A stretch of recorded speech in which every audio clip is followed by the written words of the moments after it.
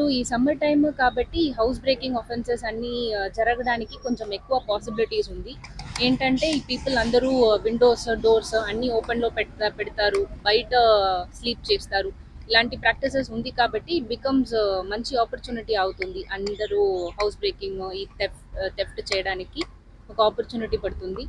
So మన police side నుంచి night patrolling అనేది ఎక్కువ విజిబుల్గా చేయాల్సినదికి instructions has been given from district SP sir also.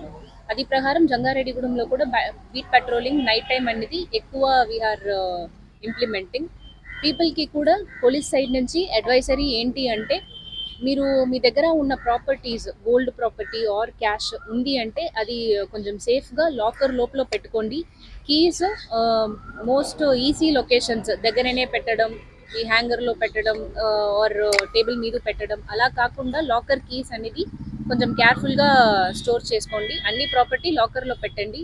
మీరు బయట ఎక్కడైనా అవుట్ ఆఫ్ స్టేషన్ ఎక్కడైనా వెళ్తున్నారు అంటే మీ ప్రాపర్టీ అన్నీ మీ రిలేటివ్స్ ఇంట్లోనో ఎక్కడైనా సేఫ్గా పెట్టుకోండి.